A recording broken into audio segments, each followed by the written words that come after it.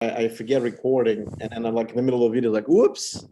I know that feeling. I was running a series of tests for students that they were allowed to test virtually, but we had to record the testing sessions for test security. And it was, it was very hairy with teachers making sure, no, you really have to record this.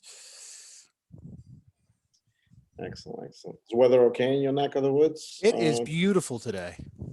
I know, us too. You know, even though New York is still not back fully, but nobody's back fully, but still. No, it's a slow spring. Farm work has been slower and kept me more busy this year than it often does. Right. So you're a high school teacher, or I work in a middle school. I'm no longer in the classroom. Now I am the testing coordinator for our school, and my primary job is as a performance coach. So coaching teachers, working with curriculum and planning, and making sure that the best teaching that we can do is happening. wow, that's awesome. Yeah, I mean, you know, I can't thank you enough. You know, both of my kids been benefited from public system. You know, in and you know, they my daughter's in good school right now, in good college, and you know, my son soon in a couple of years. But you know what, it could work. You know, if the kids Yes. could, you know, kids are receptive to the idea, it could work. So it's, you know, people complaining all the time, but it's all I had my big moment last year was I have a former student who is now a teacher at our school and coworker. So I got her interested in history enough to teach it. So oh God, this is amazing. I'm telling you. And then the history is like, I mean, I've never, you know, officially learned, you know, took anything. I mean, only in school, but back in the other countries, we have international history yes. taught. Like starting from fourth grade, we learn, you know, ancient history, and then it expands to medieval time, and then it goes into the more of the, you know, modern time and whatnot. And it kind of, with that progression as a kid, you kind of give that injection of amazing history. You know, Roman Empire, Egyptians, you know, Greeks, and then it goes into medieval time. Now, I mean, Edward the First, and you know, Plantagenets, and you know, anything that you can think of medieval time. It's amazing. And all right, so I get some people in already. Let me just say hi. All right. Hello, Stella, JC, Jimmy. Hello. Welcome. Welcome. Mikhail is joining. How you guys doing? Doing great. Doing well. Thank you. Stella's second time, so she liked it the first time. How are you?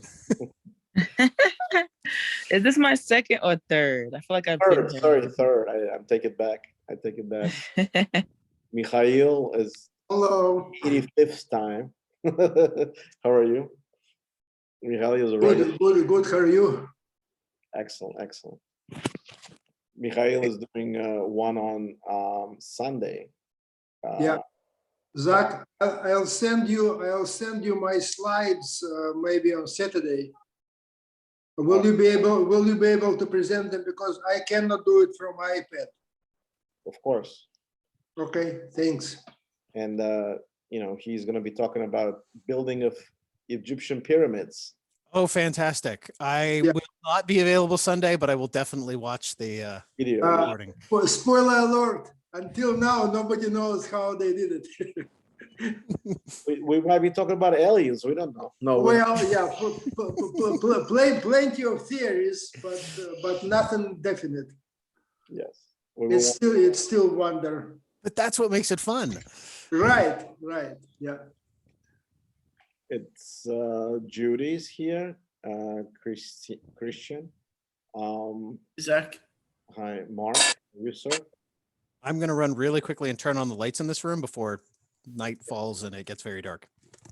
So I guess today's subject matter, and you know, without, you know, obviously diving into details about the Edward the First, King of England, and Andrew is gracious enough to present it today, and he's done 3 presentations. This is his third one. I'm sorry, third one, and the other two were just as amazing. Appreciate his involvement in this group as a presenter, as a participant, and so we'll give it a couple more minutes. I guess whenever if you wanted to start, let me know. Oh, I'm happy to give a couple more minutes Couple for more, people yeah. to come in. I No understand working at distance over the technology. So the wonderful thing about this is, while I absolutely love my career, I have gotten myself promoted to the point where I no longer talk history with students every day. So this gives me a chance to talk history again, which is just absolutely wonderful.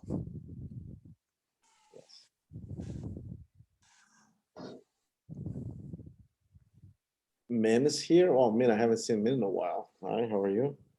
Oh, this subject matter brings a lot of, regulars back. Thank you, Andrew. It is my absolute pleasure. Judy's back. I'm glad with Hello. the Amarna letters. She said, if I don't like with it 2 minutes, I'm out of here. And she loved it. She stayed for 2.5 hours.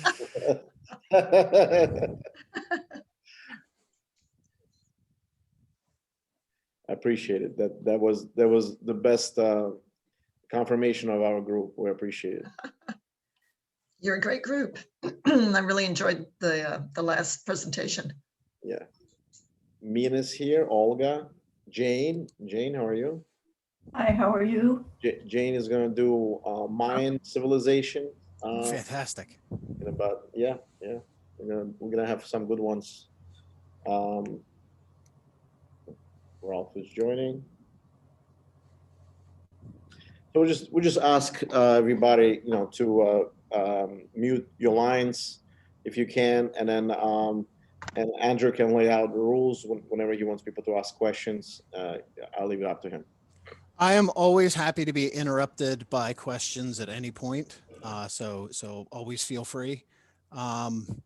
It's hard for me to look at people and slides and monitor chat at the same time. So if anything comes up in chat, if you just want to flag it and let me know, Sure. I am more than happy to answer questions.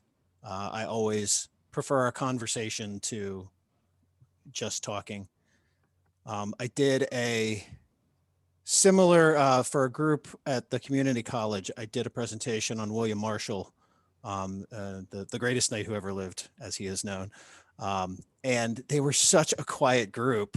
It got very nerve-wracking after a while. Like, is anybody still out there?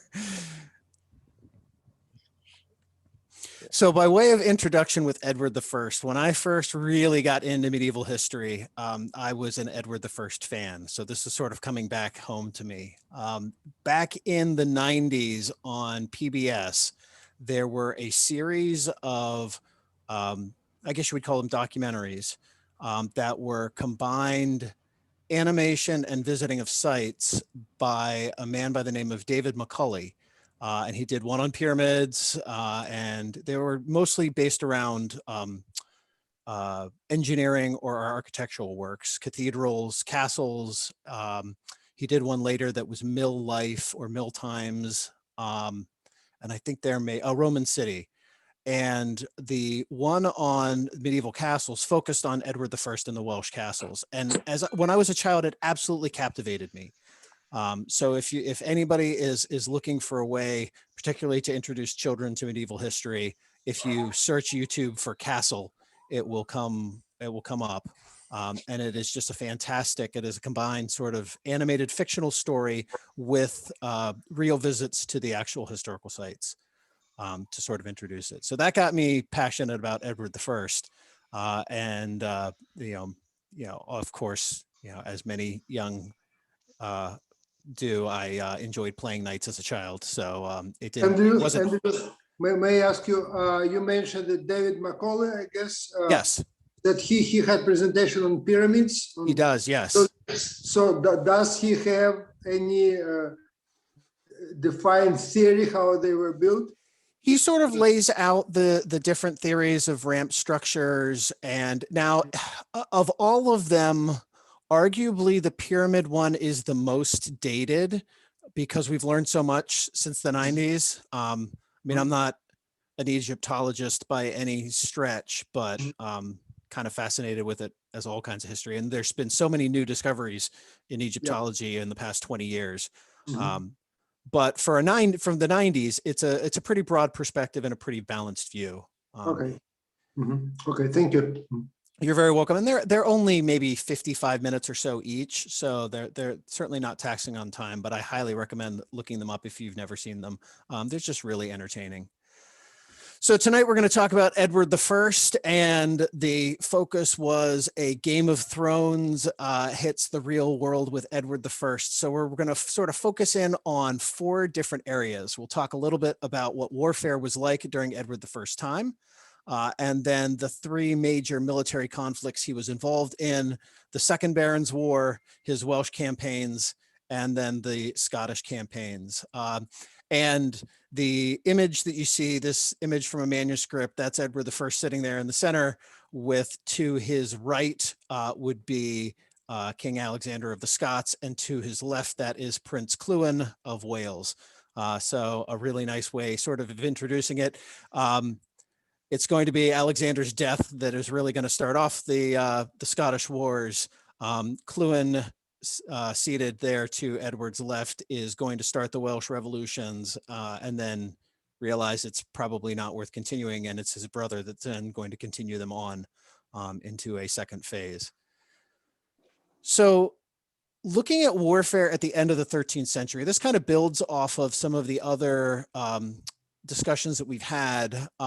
Well, let me take a step back to place Edward in context. So Edward I is the son of Henry III, who is the son of King John, the first and only, who is the younger brother of King Richard. So our look at warfare in the time of John and the organization of was King John a good medieval ruler or not, that I did with Jonathan, acts as a sort of nice lead in. Many of Edward's problems are going to be derived from the same kind of problems that John had.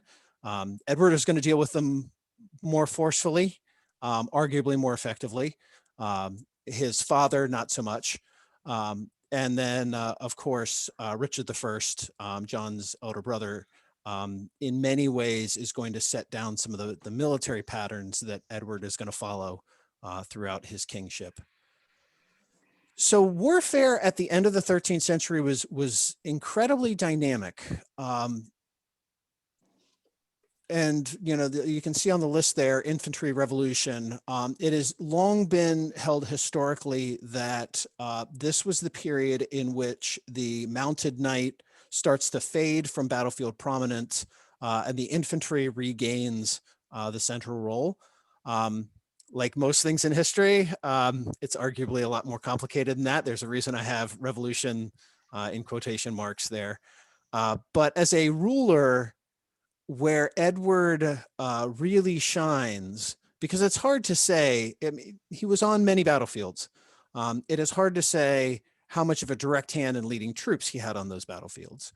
But he certainly had a direct hand in the system of government, in the economics of the kingdom, and in creating administration and bureaucracy, which allowed him to do things that his forebears could not have possibly imagined, and which it would take another generation. It would not be till Edward III that some of those get sort of picked back up in England and become effective again.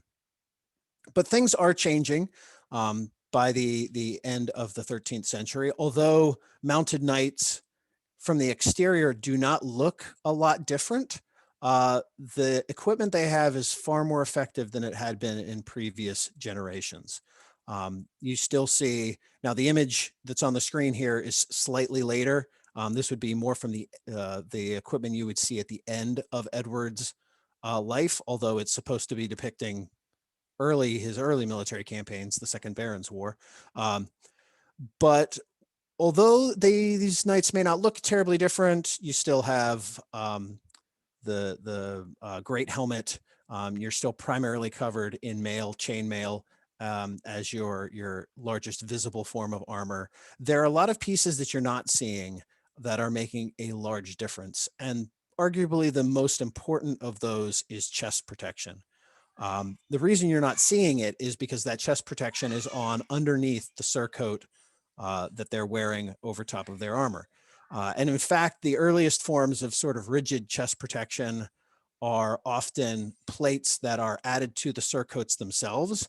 And that fades relatively quickly. There's a very brief period, much more popular in Germany for a longer period of time than in England or France, where you can see in the surcoat the shape of plates and the rivets that are holding them in place.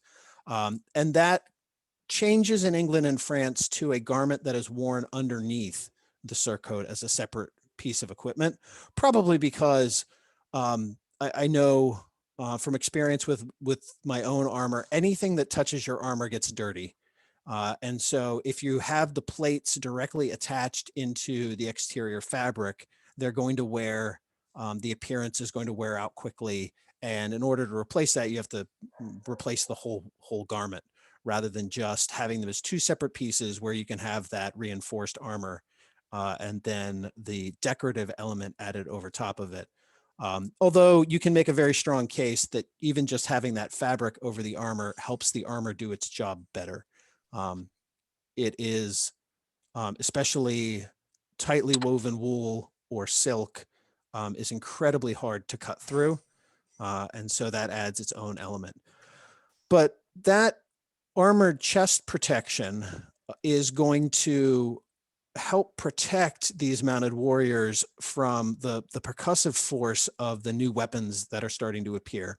And it's always hard to differentiate whether the improved weapons force the armor to improve, or the fact that the armor has improved forces the weapons to improve. There's a symbiotic relationship between the two of them that both increase. But what you're starting to see toward the end of Edward's lifetime is swords that are more focused, either becoming two-handed or 1.5-handed to land more forceful blows. You're starting to see swords that are less equipped simply for slashing, shearing cuts, and working more effectively for piercing as well, to try to punch through armored defense. And you're starting to see lances that are no longer essentially longer spears, but have some shaping to the lance structure, which allows you to lock them under your arm and put the weight of both man and horse behind the point of that lance, becoming much more effective. The other big change that you're starting to see, in addition to the armored chest protection, and you can actually see it on the figure of Edward here. He's the figure on the left with the 3 lions on his surcoat. If you look at his knees, you can see the metal reinforcement covering his knees. Oftentimes there would be a padded, quilted garment that would go over the thigh as well, that would help provide some extra protection. So on a whole, your mounted knights are becoming far harder to kill on the battlefield. But there are other weapons that are starting to appear that for, well, I would probably the past 50 to 70 years have usually been considered kind of a revolution in infantry warfare that some would claim makes the mounted knights obsolete. And there are 3 of them primarily that are focused on. One is the halberd, which incorporates an axe, a spear, and either a hook or a spike on the end of a longer pole. The idea being as it's sort of a, I guess you would say, a large can opener. Although that's going to be in continental Europe, you're not going to see the appearance of halberds in England. Within 2 generations, you'll see the English bill, which is similar concept, but doesn't really feature into our story. But the 2 things that are going to feature into our story are infantry with long spears, not quite to the level we would call them pikes, but certainly long with the intent of using them as a hedge against mounted cavalry, and improved bows. What we would think of, what is often called the longbow more popularly called today the war bow, starts to make its appearance as we would recognize it from things like the 100 Years' War toward the end of Edward's reign. And there are going to be some military engagements. The biggest one that really pertain here would be in the Scottish Wars of Independence, the battles of Stirling Bridge and Falkirk, where those spear hedges with the long pikes, as the Scottish used them, they were termed shiltrons, where those shiltrons are going to be a tough nut for the mounted warriors to crack. And it's been the sort of the traditional view that as we get these longbows, as we get these massed formations of infantry with long spears, that the mounted knight is obsolete. There's a reason I put revolution in quotation marks. One of the big debates in history, particularly military history, is revolution versus evolution. And I would definitely make the case that this was an infantry evolution more than it was a revolution. The idea of tightly packed spearmen holding off a cavalry charge is not new in the Scottish Wars of Independence. It has a long tradition. Yes. In the spirit of interruption, Absolutely, please. when you say spear, I'm envisaging halberds. Am I incorrect? No, in this case, simply a sharpened point on the end of a pole. A pointy stick, in other words. A pointy stick, a much more efficient pointy stick. So for an example of the type of spearhead that you would see, if you look to the right of the manuscript image there, you can see a leaf-shaped spear point over the one knight's head. In this case, it's the point of a lance, but the points don't really have a difference in function quite yet. So that it rather than it having a bladed form for cutting, it is a primarily stabbing weapon. Is that different than the spears prior to this? You're starting to see longer spears being used. Let me rephrase that. You're starting to read descriptions of tightly packed infantry with longer spears defeating cavalry attacks. I tried to word that very carefully because that doesn't mean it didn't happen before that. Is that any different than, when you say that, I picture the British squares in Waterloo. If you are exactly right, it is the exact same concept, and the Scottish shiltrons that are used toward the end of this period, they're circular rather than square, but they're the exact same concept. You have tightly packed formed spearmen, in this case, more effective in some ways than a musket and bayonet because the spears are 12 foot, give or take, long, being able to defeat those cavalry attacks. Okay, thanks. Absolutely. Yeah, I also have a question, Andrew, Please. about the longbows. It was my understanding, maybe I'm wrong, correct me if I'm wrong, that it really came about after the conquest of Wales, that it's really a Welsh tradition that migrated to England. Is that right? Traditionally, that is the accepted viewpoint. There is a lot of fluidity right now in understanding. Part of this is a problem of sources. And the reason that that becomes an issue is because Edward I, one of the things that he pioneers is a government bureaucracy which actually keeps records of things. You start to see a little bit in John's reign, you start to see more in Henry III's reign, but it really explodes in Edward I, particularly in military matters. And part of that is because of the way that he organized his campaigns. What that means is that we get a lot of descriptions of what we would consider today the longbow being used in the Welsh Wars. But just because we have the descriptions doesn't mean that they suddenly appeared on the scene at this time. And there's a definite trend in some of the scholarship to say that, well, 6 foot long bows certainly existed before this. The weight that bow could draw is arguably not at the level that we would think of in the 100 Years' War with 150 to 180 pound weight bows, that being the force required to draw up the bow and fire it. It requires a lifestyle change to be able to use that effectively. And we see that pick up as a war-winning weapon in Edward's grandson's, Edward III's reign. But originally, wasn't that the tradition of the wells that kind of after the conquest by Edward I, that it started to kind of get, the English started to use that as well. And yeah, obviously it has to become a tradition. I mean, that's why the French couldn't adjust to that, And that's, I mean, things like outlawing football in England, so that instead of playing, and this would be medieval football is essentially you throw the ball in the middle of two villages and there's no rules and whoever gets it in the other village wins. But outlawing things like sports so that instead you're forcing people to use their time practicing the bow becomes a thing in England in order to build up a supply of bowmen for war. In Wales, traditionally, the southern regions of Wales were known for their archery and the northern regions were known for their spearmen.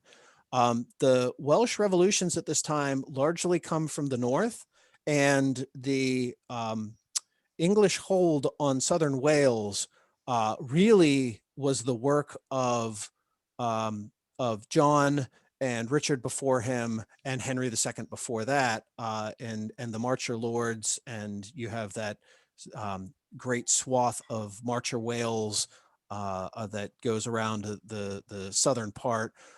So you're saying that it's migrated before Edward I, right? That tradition. I'm saying we don't know. I see. If you're going to pin me to one solid answer, it's we don't know. But my feeling is that this is an incremental growth, and that it has grown to the case in the 100 Years' War, where it has become a truly fearsome weapon because of those higher draw weights. In terms of length of bow, it's hard to judge things in medieval illustrations because perspective and having things sized appropriately is not the point of medieval illumination. So the length of being able to figure out the length of weapons based on a drawing can be a challenge using those sources. There are certainly English accounts talking of the fearsomeness of Welsh archers by Edward's day. So that is an element. Edward is going to take Welsh archers with him when he goes to Scotland in the Wars of Independence. Yeah. There is some debate in the sources as to whether English archers or Welsh archers are more effective at Falkirk, because there's always a case of one-upmanship, particularly between two separate cultures that were recently at war with each other. But I don't think it's fair to say that suddenly war bows, longbows appeared in Edward's day and were a complete shock to everyone who experienced them, with the possible exception of the French. But they're becoming a much more effective war weapon. And I think in some ways, and Jonathan in many ways can speak to some of the bow and weapons specific issues before Edward's time in some ways better than I can. He was hoping to be able to make it tonight and chime in as my to help me, but schedules just didn't align. But he's uncovered some sources, and I know some other individuals who are particularly interested in forest law and forestry in the time of the Angevins have found a sort of an increased presence of bowmen on the battlefield, but not in an organized fashion the way we think of the massed archers of later campaigns. So it is highly possible that the reason that some of these military tools become so much more effective in Edward's day is that the level of organization has caught up to being able to use them with an integrated military. And to sort of cut to my final analysis of military equipment at this time, just like at Waterloo, just like with armored task forces in World War II, just like with the armies in antiquity, generals that could use the multiple arms of their army in a combined armed fashion and coordinate them are the successful generals. And one of the things that Edward manages during his reign is to be able to combine those elements effectively. And two of the ways that he does it are through economics, administration, and bureaucracy. And to some degree, these are inseparable because the administration and bureaucracy is there to handle the economics, but as well as other things. But one of the things that Edward does early in his reign is that he taps into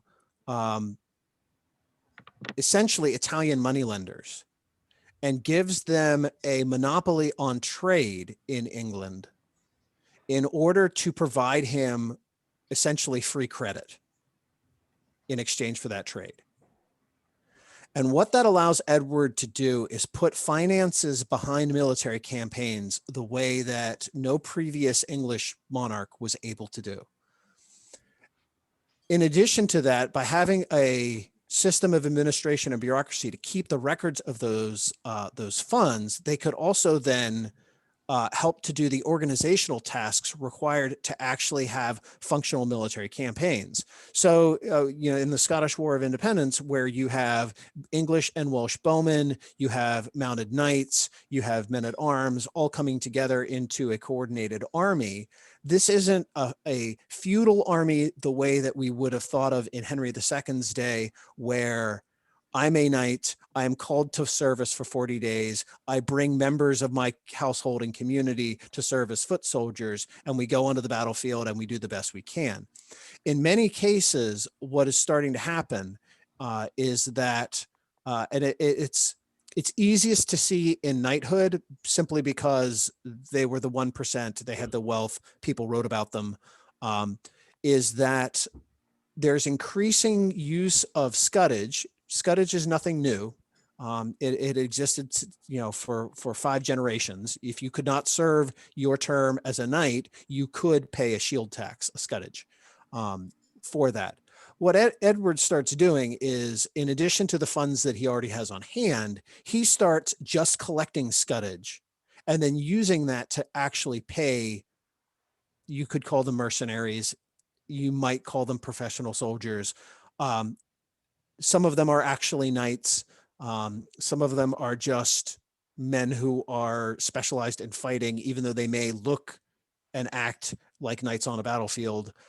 They are infantrymen, they are crossbowmen, they are archers, and uses those funds to actually form a cohesive army without having to worry about half of them leaving when their 40-day service is up, without having to worry about whether or not, just because Sir William has come to join the army, well, Sir William may be 50 years old and his military equipment may be out of date and he hasn't really swung his sword arm in years, but he has to do feudal service, so he's here. In this case, Sir William has paid his money and someone else who actually is an effective warrior is going to take his place.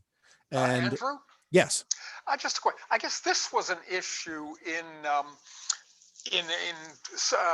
King John and 1215, right? Yes.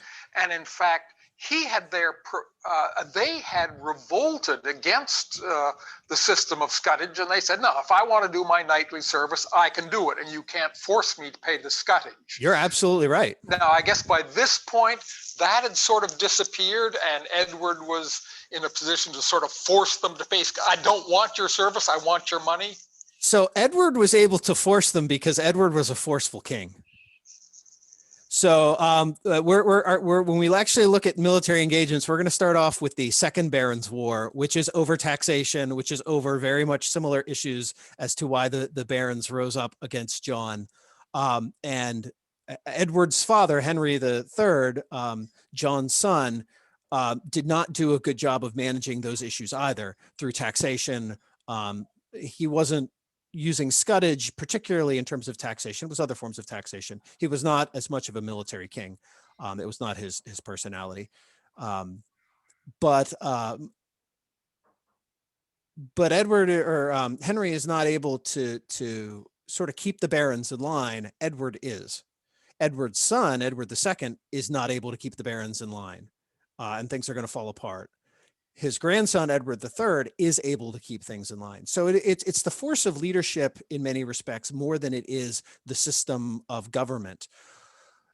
That being the case, it is in the later part of Henry's reign and in Edward's reign that Parliament as a name and organized body begins. Because what Edward does particularly is realize that I need to at least have lip service acceptance from that mid-tier of the system, barons, upper nobles, what have you, or I'm not going to be able to keep this up because I can't have an enemy in the rear as well as an enemy in the front. Edward also was able to fight wars and fight them successfully, and those that served with him were able to get benefits from having done so. And that, I mean, success breeds success in military formations, particularly when you're able to give the spoils of war, whether it's in Wales or in Scotland, to those that are serving under you.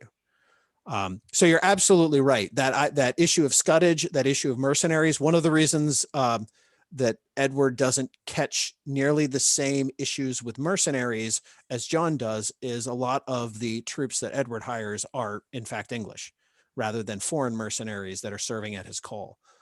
John resorted to that because he was just worried that his domestic followers would not stick with him when things started to collapse. And he was probably right. He had alienated so many of them by that point, he didn't have much hope left. Edward doesn't seem to have that same problem. That doesn't mean Edward didn't have similar problems. He just was able to manage them better during his lifetime, and learned the lessons of his father and grandfather in that respect. But excellent question, and call back to earlier stuff. The issues in the first half of Edward I's reign are largely the same issues in John's reign, with the exception that the French monarchy is not quite as strong as it had been. And so his fewer France issues, he also has less land on the continent to worry about. There's very little left by Edward I's time. But a very good question. Any other questions? All right, well, let's use that as our lead into the Second Barons' War. Andrew. Yes. Just to follow up. So how much actual nightly service did he get from his barons? Did he mostly get scuddage? Was he able to enforce that? Or did he get a lot of knights showing up in whatever armor or whatever form they had? It's a good question, and it depended on the campaign. There were times where he used a feudal levy because it didn't cost anything. There were times where he called together the levy, had them pay their scuddage and sent them home. There's also a knighthood is starting to split in Edward I's time. One of the consequences of all that new great armor and military equipment is that the expense to actually go out on a battlefield and be effective and survive has gone up. War horses are getting better, armor is getting more expensive, you add plate, the cost goes up immensely.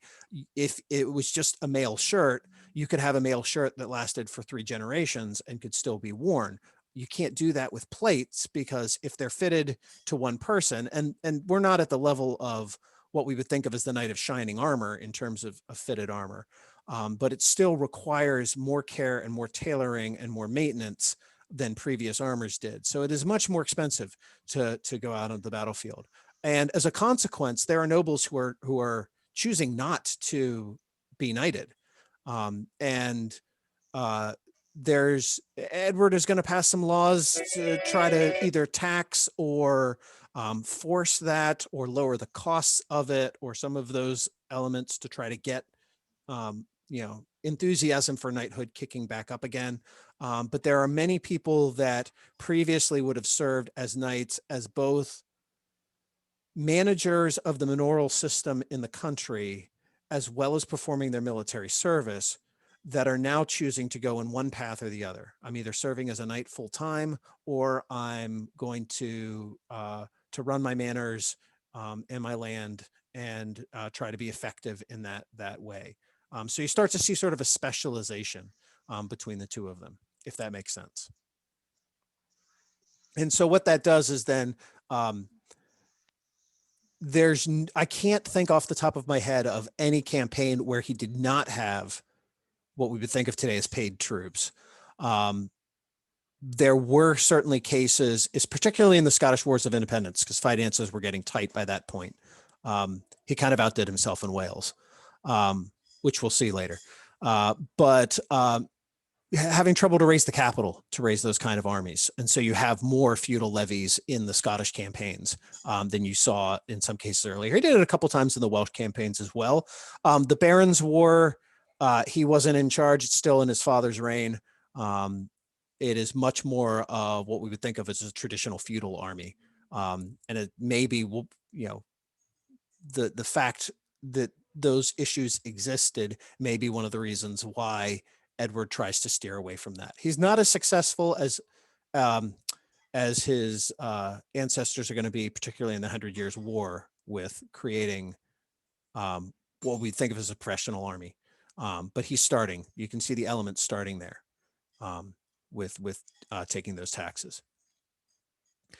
So this all dovetails really, really nicely into, why did the Second Barons' War start? Well, in many regards, it started for the same reasons the first one. First Barons' War is one of the names for Magna Carta War, or the war during the rebellion in John's reign. In this case, the biggest bone of contention are going to be that Henry II. Henry III is going to be showing a lot of favor to his wife's French and Sauvignon relatives in the court, which is going to make many English nobles quite unhappy. Taxes are going up, which is going to make them unhappy as well. Some of the bone of contention is over Henry III's relationship with the Lusignans, who have a long connection to our previous stories. Guy of Lusignan had been the king of Jerusalem when Jerusalem fell, and his family before that had been involved in some of the rebellions in Henry II's reign. So there's still those Lusignans are still around, still causing trouble for English monarchs. And the sort of leader, largest or most notable leader of the resistance, well, not certainly the sole, but the one who eventually gains prominence is Simon de Montfort, who is going to be leading this rebel faction. He was, by all accounts, an exceptionally good general. He was almost fanatically religious. His family members had served in the Abyssinian Crusade in southern France, confusingly also named Simon de Montfort. So you'll read some accounts that claim it's the same individual or father son, but there seems to be some confusion over the connections between them. And they're going to essentially launch a rebellion to you could in some ways argue to try to force a parliament on Henry III and Prince Edward. One of the biggest areas of contention for many medieval monarchs is the city of London. because the City of London is certainly by this point sort of under its own rule. It doesn't fit into that neat feudalism triangle the way that it's sometimes taught in school.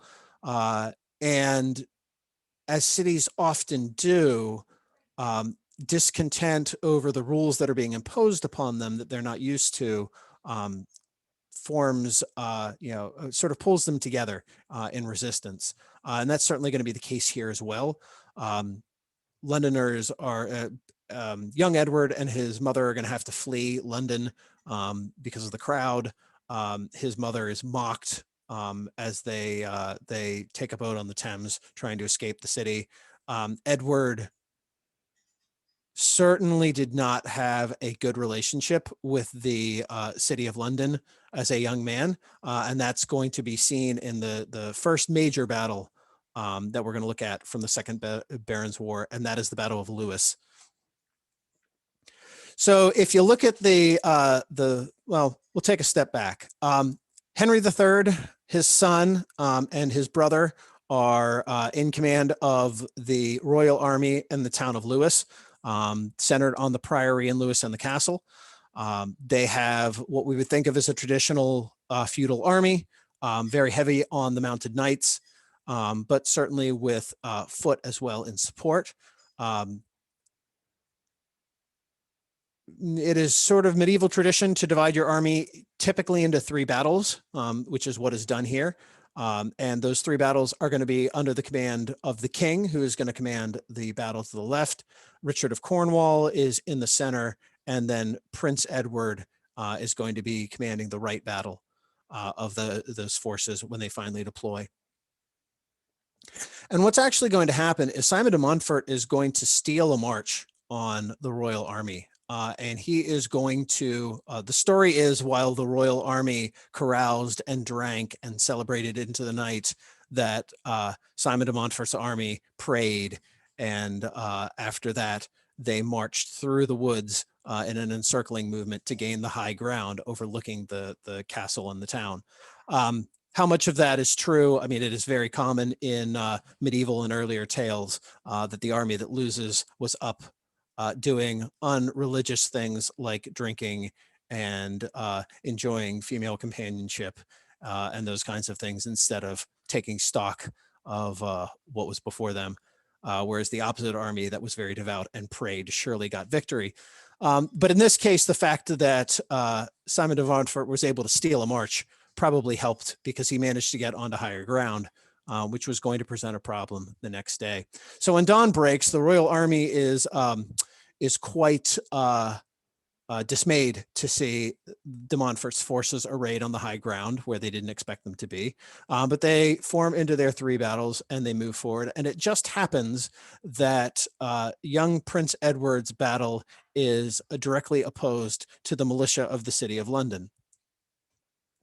And Edward is going to launch arguably the most stereotypical heavy cavalry charge that occurs within medieval England, within England itself. And he absolutely crushes into the London militia, routs them, drives them from the field. It's a tremendous success. His battle is going to pursue his opponents for about 2 miles, destroying the stragglers. And this, by all cases, should have helped lead to a royalist victory. Unfortunately, his uncle and father did not have the same success. And so while Edward and his hard-hitting force of knights are mopping up the Londoners, the rest of the battle is going very poorly. Richard of Cornwall is going to end up in a mill trying to defend. The king is going to end up in Lewes Castle. Eventually, Edward is going to make it back to the battlefield, but by that point, it is really too late to turn the direction of the battle back again. And de Montfort is going to win. Henry and Edward are going to go into captivity. And it looks like that the rebels have succeeded in their plan. De Montfort is going to set himself up not as king, Henry III is still going to be king, but in essentially controlling the reins of government through a parliament that is really not acting as a parliament, but is really just, following through with de Montfort's wishes. And he probably, as often happens in medieval rebellions, de Montfort probably took things too far, where he alienates those that had already rallied to his cause because he's gone too far in the opposite direction. While they certainly would have liked a reissue of Magna Carta, and it's actually in Henry III's reign that Magna Carta becomes important more than it ever did in John's reign. While they would have liked to have had a voice in Parliament, they weren't really ready to see Parliament ruling instead of a king. And so you're going to start to see elements of resistance building up throughout England to de Montfort. Henry is going to remain imprisoned with de Montfort. De Montfort will keep him close at hand, but Edward is going to escape. And the story that is given, whether it's apocryphal or not, there are many great stories about Edward that we can't tell if they're true, but they give us a picture of the man, is that he was out riding with his guards because as a royal captive, he certainly, that would have been considered appropriate to give them certain liberties within their imprisonment, and that he and his guards, or that he convinced his guards to practice racing their horses against each other. And so they would race for a little bit and they would switch horses, and they would race for a little bit more and switch horses. And finally, Edward ended up on the horse that he knew was the strongest and the only one that had energy left. And at that point, he just rides off and the rest of the guards can't keep up with him, and he rides to freedom. Whether or not that is true, it gives us a picture of the young, headstrong Edward. Maybe more telling is in a song written about the Battle of Lewis during this time, is the quote that's on the screen. "He is a lion by his pride and ferocity, by his inconstancy and changeableness. He is a pard, a leopard." There was at least an idea that he certainly was brave and ferocious, but that he kind of vacillated back and forth. And there's some elements in his early life. He had been very close to de Montfort at some points, but certainly was not by this point.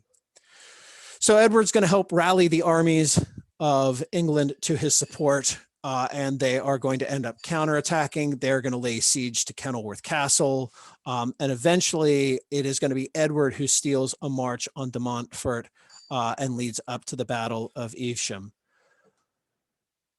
So Evesham, and the map cuts it off here, but if you look at the blue, Evesham is a town nestled in a bend in the river. And what Edward is able to do is push his armies. There are some accounts that his armies were flying the banners of de Montfort's army so as to appear, at least initially, as though they were friends. And he's able to trap de Montfort in this bend in the river where he can't escape, and surround him with a superior force. And Evesham is there's no way to make it pretty. It was a slaughter for de Montfort. There are some accounts that Edward himself handpicked a hit squad to find de Montfort personally and assassinate him. And that's unfortunately, it's a rather blurry copy, but the bottom image is the mutilated body of de Montfort after the battle. But supposedly when de Montfort realized that it was the royal army that was opposing him as they were marching over Green Hill to oppose him, he mentioned how effectively they were maneuvering and how the blocks of troops were slotting into position, and said, supposedly, "They have not learned that for themselves, but were taught it by me," shortly before his death. The Battle of Evesham completely crushes the Second Baron's Revolt. Things don't totally return to peacefulness in England, but de Montfort had such a force of personality in leading the rebellion that with his death, the support sort of falls apart. Henry III has a relatively uneventful end of his reign. There is a parliament instituted that sort of helps in rule, and things sort of settle down. And it's going to be during that period that Edward is going to go on crusade. Andrew, Yes. could I a question about Parliament? I guess it evolved out of the Magna Carta established was sort of a committee of barons who would oversee the king, but that was sort of done away. That was never really implemented at the time. But what was Parliament really a committee of barons at this point, or was it broader than that? It was very much a committee of barons. It was definitely the aspect of modern Parliament in the House of Lords would have been what Parliament during Henry and Edward's day would have looked like. It did not have a commons attached to it. It is not a lawmaking body. It's not a legislature as we would think of in terms of modern government, but it is a council. The hint being in the name, parlay, to talk, to build consensus before moving forward. And I think that was primarily how it operated. It has an uneasy history, and I'm not as well versed to talk about it, particularly tonight, in terms of the details. But it worked well at some times, and it did not work as well at others. Generally, the English lords were always very suspicious of any foreign nobles who had influence over the king.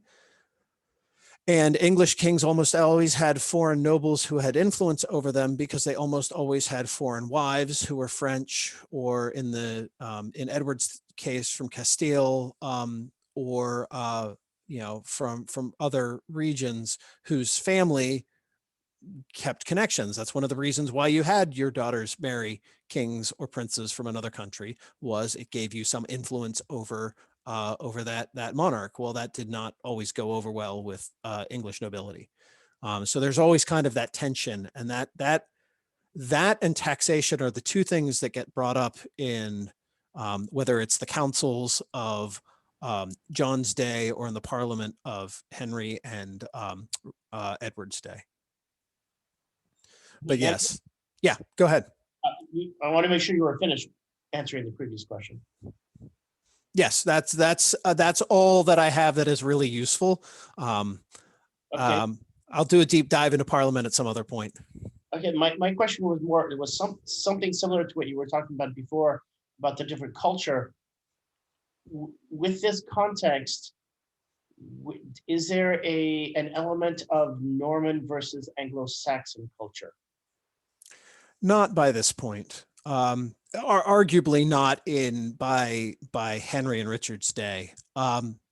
Generally, yes, the rulers are more connected into French ancestry. But one of the first things that happens within the Norman invasion is most of the Normans that come over take English wives. So the generations after that are intermingled far more than Sir Walter Raleigh Sir Walter Scott gave them credit for. The idea of Saxon versus Norman, Robin Hood story comes out of fiction in many ways. That's not to say that there weren't certainly differences. In John's day, you would find the nobility far more likely to speak French, while the commoners spoke English. But the idea of that sort of animosity between Norman and Saxon is largely gone. They're starting to think of themselves as English. That's really going to solidify during the 100 Years' War, because it is such a direct English versus French, and there's no longer the noble connections to France in the same way that there had been in previous generations. But you're starting to see it in Edward I. You're starting to see sort of nations, as we might think of them today, starting to coalesce around a national idea. So Richard the Lionhearted was more of an outlier culturally, because there's no evidence of him ever speaking English. He spent most all of his time around Tours.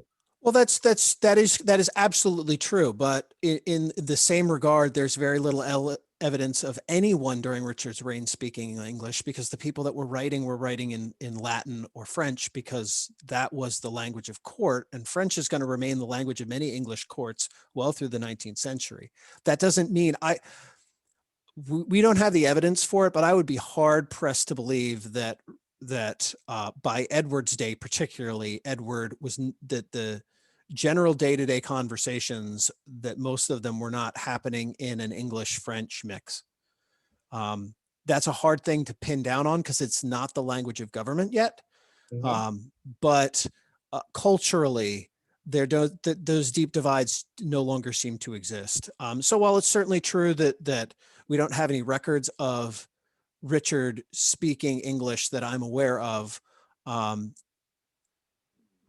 I wouldn't be surprised if he certainly could, or at least if he didn't speak it much, certainly understood it. In the same way that Catherine the Great spoke Russian. Right. Okay. If I could follow up on that, at what point did the court records and the royal writings and so on switch from French to English? Do you know? I don't off the top of my head. I have run across that, but I don't have it at recall right now. But it's a good question. It is not until I don't want to speculate. I have a very good friend who is a professor at Old Dominion University who got fond of repeating things I had speculated on and then would call me out on it later for being, when he found out it was historically incorrect. So he taught me the wisdom of not speculating when I don't know. It is certainly not in this period. Even in as early, so during William Marshall's lifetime, which stretches from Stephen through Henry II through Henry III, he's Henry III's regent when he's becomes king. What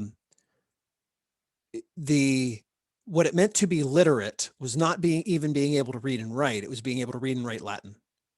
That's what literate meant. So when they talk about somebody being illiterate, it didn't mean that they couldn't write in the vernacular. It just meant that they were not able to read and write in Latin, which is, the language of the church, which is largely where your record keepers are still coming from, because that's where reading and writing is being taught primarily, in terms of a formal sense.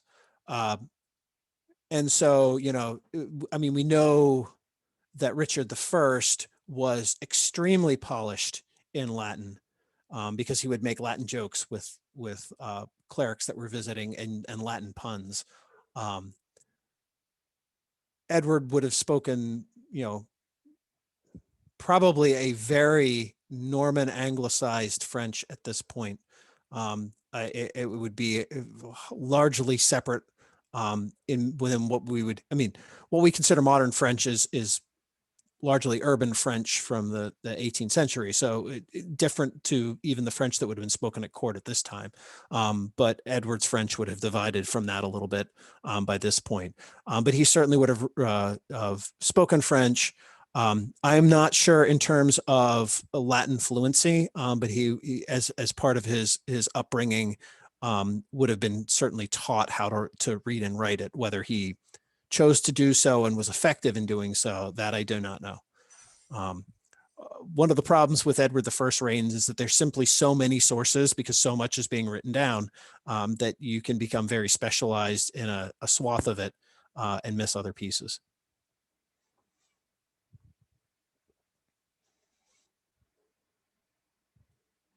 Any other questions? Yeah, well, it's interesting. Isn't that in this time of Edward I that the first Prince of Wales term appeared, that he gave it to his son, right? Yes. So his son was the first Prince of Wales, right? His son is the first English monarch Right. or a member of the English royal family to be titled the Prince of Wales. Right.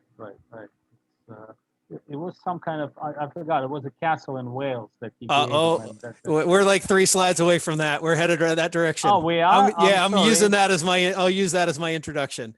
And in fact, the quote that I have here is supposedly one of the things he said when he made his son Prince of Wales.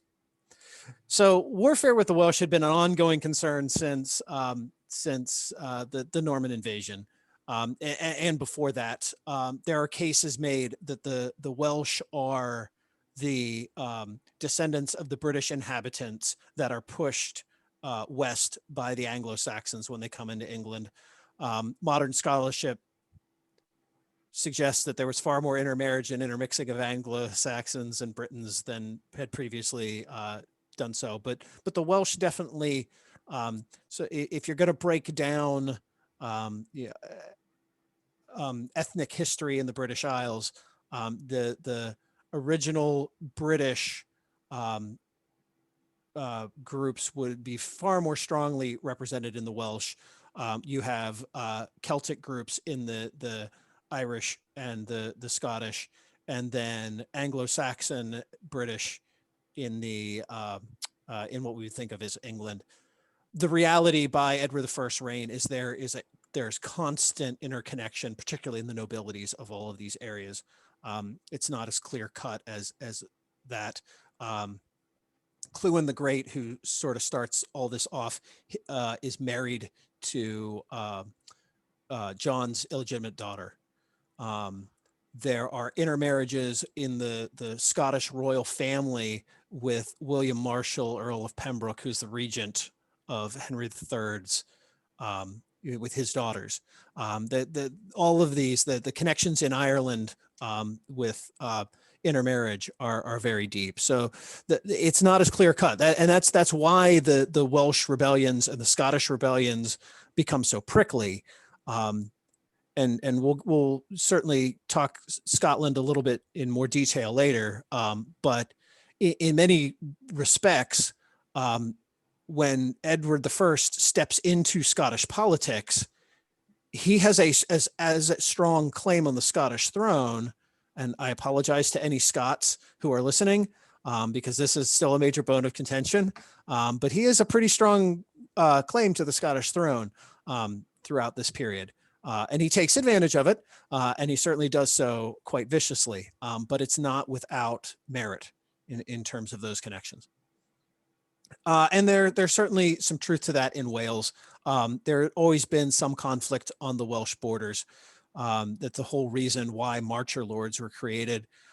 Essentially, the Marcher Lords were English barons or upper nobility who were given sections of the border between Wales and England as their fiefs, and were essentially given far greater latitude in creating their own laws, creating their own rules within their Marcher territories as a way of holding that border and keeping the Welsh sort of bottled up. And so if you were a mover and a shaker, you really wanted to get your foot in the door and becoming a Welsh lord and getting the advantages that came with that. And that was certainly true at this point. The Welsh rise up in 2 major rebellions in the 70s here, the 1270s, against English rule. The first one is largely going to be led by Clwyn, and essentially Edward is going to eventually defeat it. It's a rocky start, particularly with feudal armies, which is largely what he starts with. They become more professional as time goes on. But the biggest issue with invading Wales is your logistical train, keeping your troops fed. And that is something that any of the English monarchs who were trying to invade Wales throughout this period had to contend with. Edward eventually is going to master that logistical tale. And what it's going to allow him to do is to put the resources of the kingdom behind pacifying Wales. So Second Barons' War, we looked more at the conflict. Here in Wales, we're going to look more at the pacification. because the way that he does it is through some of the most amazing public works, I guess you could say, or military engineering programs in history. And he's going to do that by putting the finances of England behind creating a ring of castles surrounding Wales. And the real brainchild of this work is going to be Master James of St. George, who we can see Edward talking to here while they build the castle in the background. They're going to renovate existing castles and improve them. And they're also going to construct some new ones. And really, these are the apex of military engineering and castles in England. There is no castle structure built after Edward's reign that militarily will do the job better in what we would recognize as a medieval castle than what were constructed during his reign. Andrew? Yes, go ahead.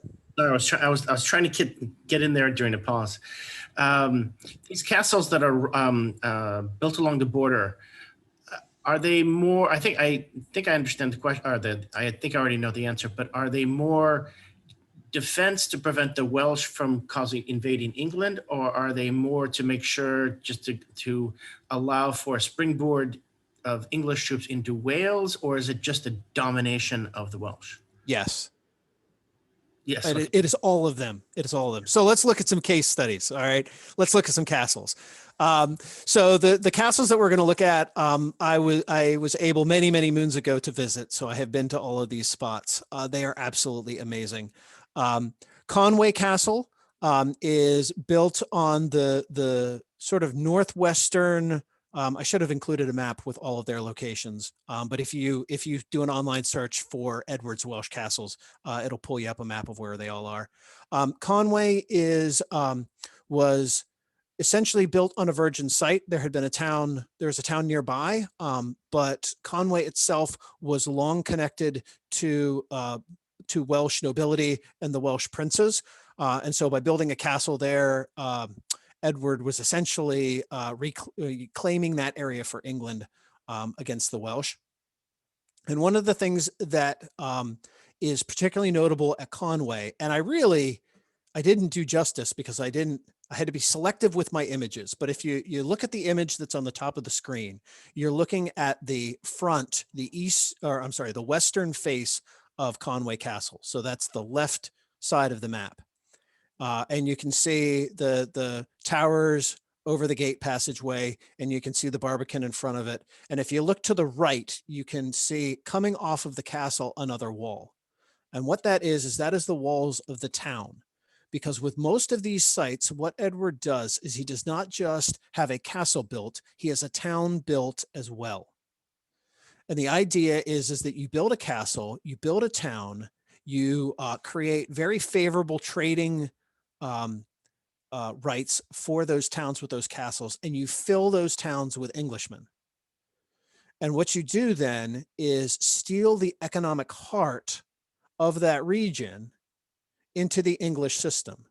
So not only are you militarily dominating by having an imposing castle that is incredibly defensively built, but you also then have a place where you can build up supplies, because that logistical trail trying to get an army into Wales is now protected in stone castles where you can build up the supplies to keep an army. And you have an English town that is starting to break down the traditional systems of Wales and Welsh law into that of English society, which will eventually integrate Wales far more into England and Britain than even the previous two methods. And it is actually in many ways going to be the towns that really do more to connect the English and the Welsh societies than it is the military might that goes with them. Andrew, so these castles were just inside Welsh territory. So yes, but they're on the coast. And so they're just inside from the coast. Already England is using the waterways as supply routes. So particularly when you see Harlech, which we'll look at in a little bit, Flint, which we're not going to focus in on, are well within Wales, but they're on the coast, but they're far from the English-Welsh border. They're on the northwest side, sort of curving around the coastline. By the coast, you mean the Irish Sea? Yes. Oh, because I thought I thought these were just on the, not Western England, but Eastern Wales. I thought that's where they're. No, they're on Western Wales. Western Wales. Oh, yeah. Okay. So the English-Welsh border is already pretty fortified with previous castles because the Marcher Lords have built their own fortifications there. What Edward does is he connects that around by path of the Irish Sea. And if you follow the Irish Sea around the sort of moving west through Wales, there's an island off the coast, the Isle of Anglesey, which was the breadbasket in many respects of Wales. And in the Second Welsh Revolution, Dafydd is going to, I'm sorry, the first Welsh Revolution, that's going to be sort of the place of solace where the Welsh rebels, and Dafydd are going to hold up. And what Edward's going to do as part of the Second Welsh Revolution is essentially going to come in and secure Anglesey, so that can't happen again. And he's going to build a castle in Anglesey to do that as well. So these castles that are on the coast, they've basically surrounded Wales in a way, along with the March castles. Yes, correct. Gotcha. Okay, now I have the picture. Thank you. Absolutely. And, we talk about the increased effectiveness of bows. One of the things that you start to see in Edward's you start to see it earlier, but one of the things that defines Edward's castles is the use of towers as projecting structures in the military engineering to cover the walls. And so if you look at the map of Conway Castle, Conway's on a sort of irregular plan because it's built on an outcrop of rock that projects out into the river. The towers projecting off of the walls cover all the ground along the base of the walls between the towers. And so if you could not attack the walls of Conway Castle without putting yourself in risk of having arrows fired on you from 3 different directions. In addition to that, things like the barbicans, which are, again, these existed beforehand, but they're created here very specifically to help channelize any attack that is trying to go for the gates. You can't directly attack the gates. One of the features you see in a lot of Edward's castles is that the gate passageways don't line up. You can't simply go through the first gate and immediately attack the main gate. You have to go through the first gate and you have to pass across a beaten zone to the main gate where you're under threat of being attacked. And it's really hard in these little barbicans to actually get something like a battering ram that is going to be effective in trying to you don't have the room physically to work the tools to be able to cause that kind of damage. And so they're tremendously impressive feats of military engineering in that regard. Conway is an absolutely one of the things about Conway that's amazing is that the town walls also entirely exist intact. And so not only can you visit the castle, but then you can walk around the entire medieval town on the wall walk between the towers. So it was an entirely integrated system to be able to control that area. And then we're going to kick things up a notch with Harlech. So Harlech today stands well inland. During Edward's the time, if you look at the map, where at the very top where it says way from the sea and Watergate, that would have actually been right on the coast. The coastline is considerably further away now. And so it no longer connects there. But Harlech is built on the top of this immense outcrop of rock on the skyline, and absolutely dominates visually all the area around it. So like mentioned with Conway, you can see the projecting towers, which cover the wall to be able to provide flanking fire to any attacker. Something that you see here at Harlech that is different from Conway is the gatehouse. Edward's castles are different from many previous ones in that they don't have what we would think of as a keep. They don't have a big central structure within the castle. The form that many of them take is that they turn what is traditionally the weakest part of the castle, the gate, into the strongest part by making what are sometimes called gate keeps. And this is particularly visible at Harlech. The two large, deep-shaped towers that overlook the gate completely dominate the ground. You can see the picture on the lower right. The staircase that you see there is a modern staircase. There would have been a drawbridge leading into that gate in the original castle. You've got the two smaller projecting towers of the Barbican and then the larger gatehouse behind. When you get inside, or when you get in front of the gatehouse, you would have had a wooden door in front of you. There would have been a portcullis that slid up and down with that door. If somehow you managed to get through them, there would be another portcullis in front of you with another set of wooden doors.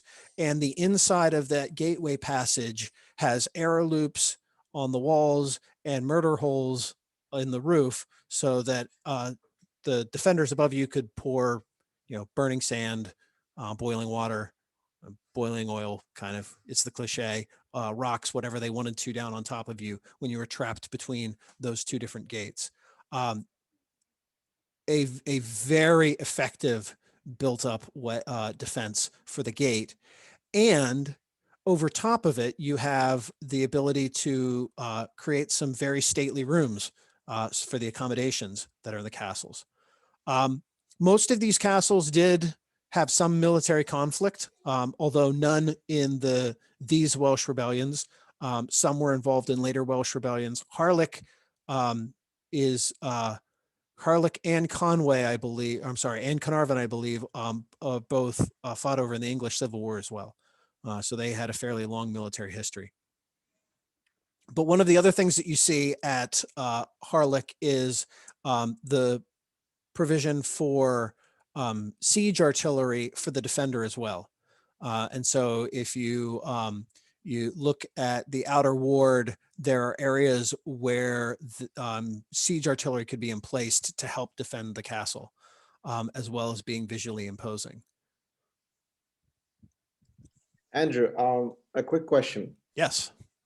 I remember being, when I was in France, they say the people that built this castle used to give an insurance. First of all, each rock would have like a logo of a construction company, and they will say, we'll give an insurance for 40 years this castle will stand, or we'll have to refund all the money, or some form of liability that was carried. I'm not sure, I don't remember exactly, but it was, do you hear something like that? Like when the castles were built? Certainly the marks on individual rocks, that is your mason's mark. That's how you get paid. Okay. So when you were a mason and you formed the piece of rock for whatever project you're working on, castles, cathedrals, I know you can, if you're in the Washington, D.C. region of Maryland, you can go to the Chesapeake on Ohio Canal at Great Falls, and in the locks, you can see carved mason's marks from the 19th century. The practice continued. Every mason would have a geometrical symbol that they would carve into the rock once they'd finished forming it. And that would then be used by whoever was tallying up how much work you had gotten done to record whether you had met your quota for the day or how much work that you had completed. So mason's marks, absolutely. As far as insurance, essentially, Edward put the engineer, Master James, who designed these castles, essentially kept him on retainer. And so I think there was less of a worry at that than if you were hiring an unknown quality. These were not the first castles that James had built or designed. but they are certainly the sort of the height of military engineering as far as that's concerned, in design and plan. And it's rare for us to know the workmen, even master workmen, who work on medieval projects. But Master James is all through the documentation of the period, because he was involved in every single one of these sites, and most of these were being built concurrently. So when we talk about Edward rearranging the system of the economy to provide him ready cash, the fact that he was able to build complete castles, fully realized in the space of a lifetime, is astronomical. You don't find other medieval monarchs who do that. Most other medieval castles start as something very humble and then are built up over time. These are constructed in one building phase with one design plan and are done. There were revitalization projects at some other existing castles, so that certainly was done. But the ones in particular that I'm focusing here on were designed, built, and constructed as one phase of construction. Wow.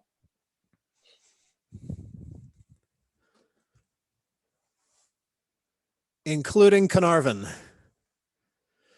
So there was a deliberate element in Carnarvon. And when we talk about the purposes of castles, yes, they're military constructions.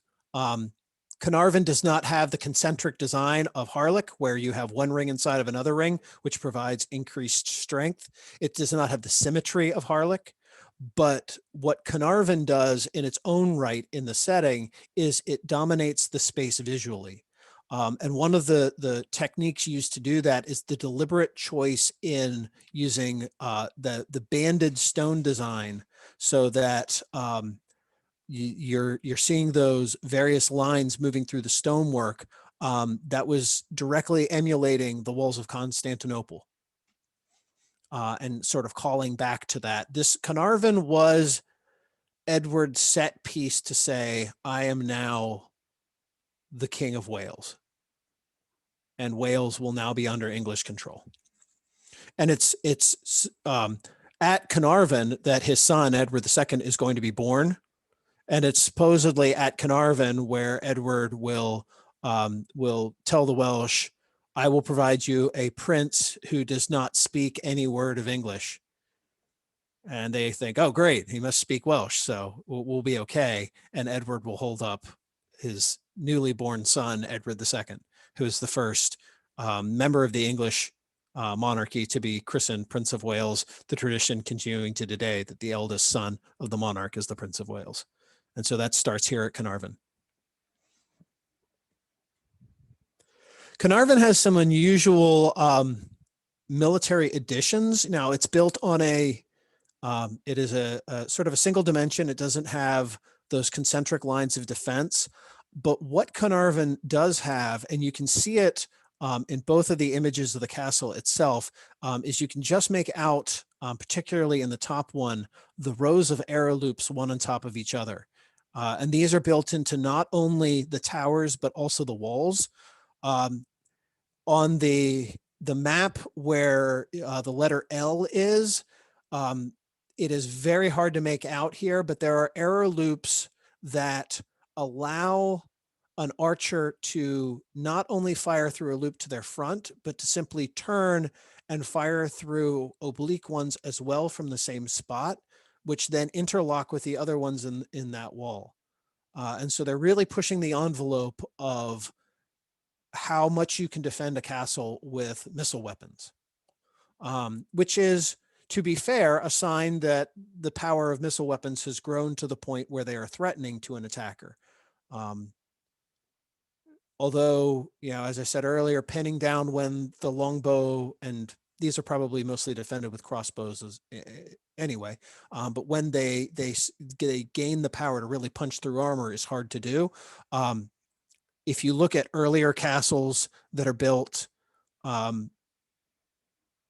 they're not designed with walls or towers that project from the walls, or with arrow loops set up like this in their initial constructions, because early crossbows and early bows aren't powerful enough for you to design the defense around them. either on the attack or the defense. And so it doesn't seem to have been a design priority.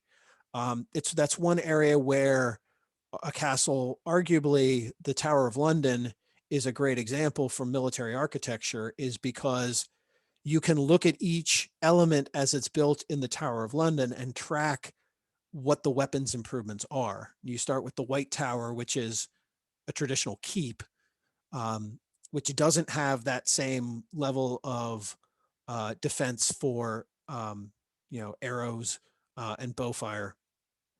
And then you start looking at things like some of the projecting towers, the bell tower, and a couple of the other ones, where they're starting to be pushed out from the walls. They're starting to be used in the form that we would recognize today as trying to dominate with firepower. Not a word you can really use with bows, but it's the word we use to cover that ground. And start to see, looking at sort of the star forts of the 18th century, it doesn't take a great leap to go from these projecting towers to those projecting bastions that you see in later forts to help to defend the ground. All right, and the best for last. So the Isle of Anglesey was sort of the final holdout of the Welsh rebellions. And so to help secure that, Edward is going to have the castle of Beaumaris built. Now, none of these castles were ever 100% finished. And you can debate, what does it mean to be 100% finished, because no work project ever stops, because maintenance begins as soon as work stops. But Beaumaris is never really finished, in that it never reaches the inner ward never really reaches its full height. The two gatehouses are never fully completed. There's just money and probably need run out by the time you get to this. But what is spectacular about Beaumaris is it is the ultimate image of a concentric castle. You have the outer wall, you have the inner wall, you have that sense of symmetry in that you have two gatehouses, simply because that provides an attractive symmetry to the design. There's no real need to have those two gatehouses coming into the inner ward, other than from aesthetics. But if you look at the overhead photograph, you can see those towers projecting out to cover the ground. So it's still a military building, but just almost perfectly concentric and symmetrical in its design. And for a piece of military hardware or military fortification, to also have those aesthetic lines makes it really spectacular. So if you're ever in Wales, head over to Anglesey, visit Beaumaris.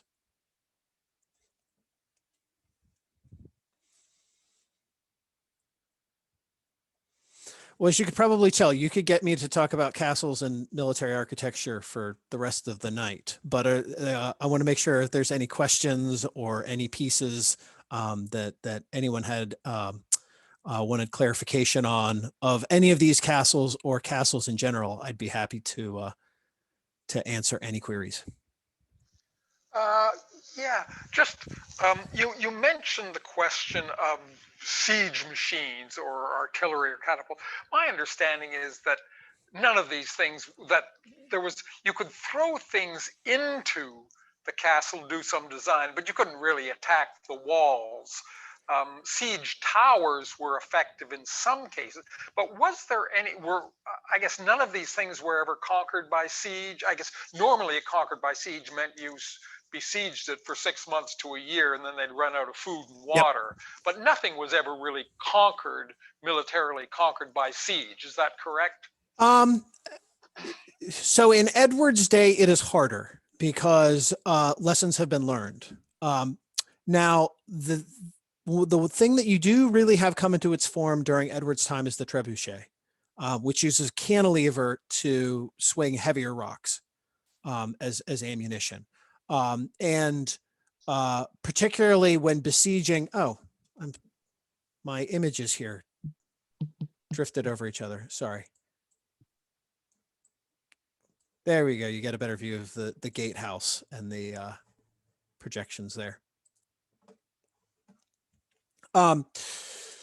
So when Edward sieges Stirling Castle in the wars of the Scottish Wars of Independence, they bring pretty massive trebuchet with them to attack Stirling Castle.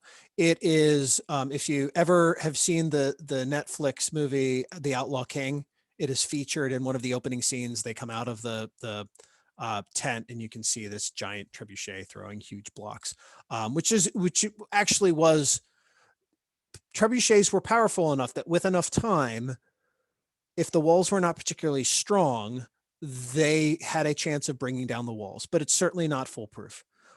If you look at the castles Edward's building here in Wales, if you look at the walls of Beaumaris and see how thick they are, that's deliberately done. The shift to round towers. Well, why use round towers versus square? Square are much easier to build. There's three reasons that round towers start to get used.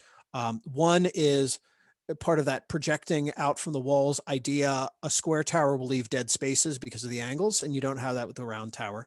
The second is it provides a glancing surface to missile fire from artillery and helps protect against those new improvements. The third reason that you see round towers is that the most surefire way to break into a castle was undermining. It required a lot of skill. But during John's day, both Chateau Galliard in France, as well as Rochester Castle, which is arguably the most vicious military siege in Britain. That's a really debatable point, but I'll stick with it. They both have holes brought into the walls through undermining, which then allows the attackers to attack in through the breach. At Rochester, John will have the outer wall undermined, get into the inner ward, and then will start the process all over again with the keep and undermine a section of the keep. And so Rochester Castle today the keep has 3 square towers and 1 round tower, because when they rebuilt it, they rebuilt with a round tower. That round towers are also less susceptible to undermining because you don't have the weak point of a corner to ditch underneath. And what undermining is exactly what it sounds. You would dig a tunnel underneath the wall, propping it up with wood. And when you figured that you had gone far enough and deep enough, you would burn the wood supports.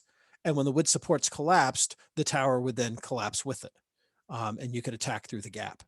And that was, up until this point, the most effective way of actually trying to force a castle by storm. Siege towers are used and are effective. In the First Crusade, the Crusaders take Jerusalem through siege towers. They take less time.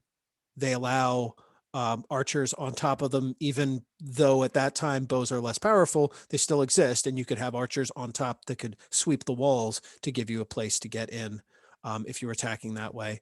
But the 2 best ways of attacking a castle are the second best way is to wait out the defender and let them starve and break in when their food runs out.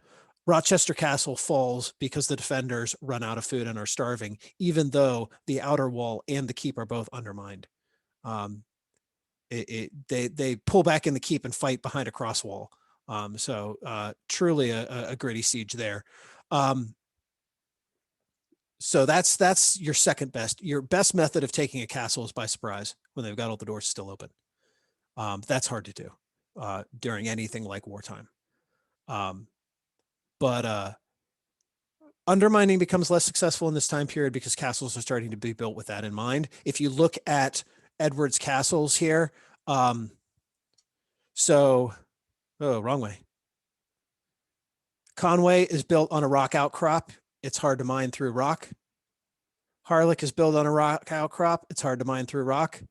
Carnarvon is not. Carnarvon is arguably the weakest militarily of these castles in that regard, but it does have a ditch on the outside that connects to the water, and it's hard to mine at sea level because the water floods the mine.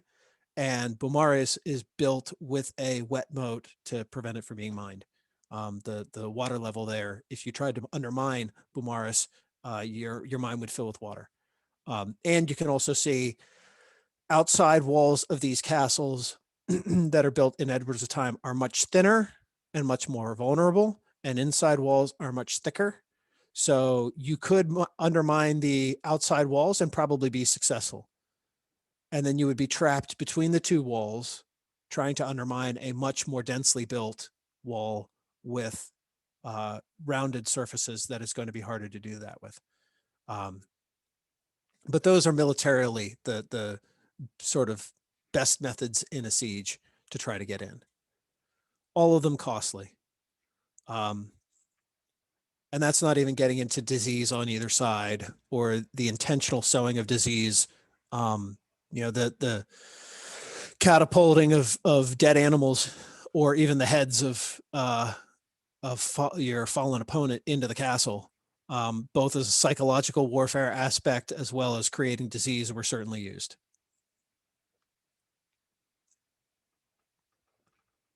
But no, that's a great question. Now, Carnarvon is going to be started after the first Welsh revolt. It is going to be taken by storm during the second Welsh revolt, but it's an unfinished castle. It's not garrisoned at full strength, and there are the walls aren't nearly completed. I don't even know if there is a fully enclosed castle at that point.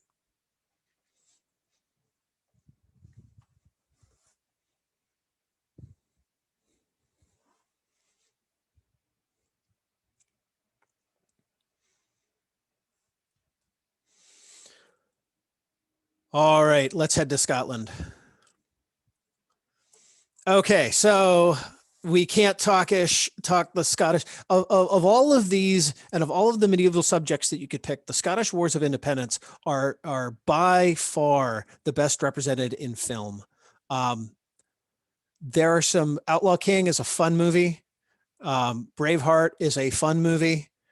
Do not believe that they are history. So the two images you have here are William Wallace as portrayed by Mel Gibson and William Wallace as carved on Edinburgh Castle. The statue is arguably far, far closer to how William Wallace actually looked. There was no such thing as a kilt in the 13th century, at least not as we would identify it today. And that giant two-handed sword belongs more in the 16th century than in the 13th. And that's only the starting point if you want to talk Braveheart and sort of pick it apart. But certainly a fun movie. Also, I just love, the huge burning blast of fire behind Mel Gibson here, because, giant flaming bonfires are not such a medieval thing. There's just not the type of combustibles to get that kind of look. But anyway, I digress. So why does Edward get involved in Scotland? In short, because he's asked to. So the Scottish king dies, and there's not a clear line of succession, and it turns into essentially a squabble in the succession of the Scottish throne. And all of these individuals are related to each other through intermarriage, as well as Edward being connected into the lines. So essentially, when things really start to break down in Scotland, Edward is basically going to shrug and say, well, if you can't pick who's going to be king, I guess I'll just be king, and sort of put himself into that slot. And by doing that, he finally manages to start to unify some, although not all of the Scottish. The Scottish Wars of Independence are rife with broken alliances and individuals who will switch sides back and forth between the different factions based on their whim. It's certainly true of Robert the Bruce, who, at some points is not really on the British side, because Robert the Bruce is pretty much on Robert the Bruce's side, but he is more closely aligned with Edward I, and then later will sort of make his break in his own struggles. William Wallace is pretty much alone in that he is on the opposition side. There are lots of debates as to whether he was knighted or came from any kind of noble family beforehand. There's some suggestion that his family was connected, had come to Scotland from Wales. And so that there were some connections to Welsh ancestry, but nobody really knows. But he would have looked relatively indistinguishable from his English peers at the time, both in clothing as well as in military equipment. All right, so two military struggles that we're going to look at in Edward's day. Okay, so when we talked about the infantry revolution and that the idea that infantry with spears were finally able to overcome Scottish infantry with spears were finally able to overcome English knights. That grows out of two battles in particular in the Scottish War of Independence. One of them, Bannockburn, happens after Edward's death, and we're not going to focus in on it tonight. But the first of them, the Battle of Stirling Bridge, does. It is portrayed very dramatically in the movie Braveheart, when the English heavy cavalry come riding into the long spears of the Scots. However, the depiction of the Battle of Stirling Bridge in Braveheart is missing one very important thing: the bridge. The reason largely that this battle was such a debacle for the English army, and Edward was not here personally, was that the Scottish forces were arrayed across the River Forth, and the English army comes from Stirling Castle, crosses the bridge, and the Scots attack them while they are halfway across and are able to essentially defeat the troops on the northern bank of the river. A rout ensues. You have the attempt of English knights to try to swim their horses across the river. Men on armor in rivers and on shaky bridges is never very successful, and it doesn't end well. But you do see the Scots using these massed schiltrons of spearmen in formation to close on the English knights and attack. And that's kind of a new thing, is using these blocks offensively, them able to advance upon the enemy and defeat them. However, one of the bones of contention I will make for this being an infantry revolution is going to be the last battle that Edward participates in. Arguably, of all of this fighting that goes on in his reign, we can place him at Lewis, at Evesham, and at Falkirk, and that's about it. But is going to be the Battle of Falkirk. So when Edward and his army approach the Scots at the Battle of Falkirk, what the Scots do is form in a way that is very reminiscent, or I guess precedent, of English deployment in the 100 Years' War. You have these Scottish schiltrons, round formations of spearmen that are placed on the battlefield, and interspersed in them are archers. Unfortunately for the Scots, these archers are not the same quality as English and Welsh archers will be during the 100 Years' War. Whether that's because their weapons are not strong enough, they're not trained in that way. English archers in the 100 Years' War are expected to be effective as archers, as well as essentially light infantry, as foot soldiers as well. The Scottish archers at Falkirk are pretty quickly destroyed by the English cavalry.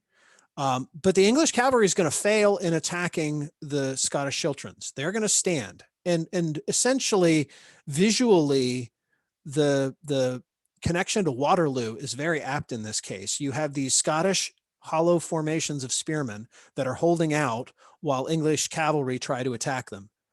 The difference is that Edward is going to end up employing a combined arms approach, which is what a good Napoleonic general would have done as well. There's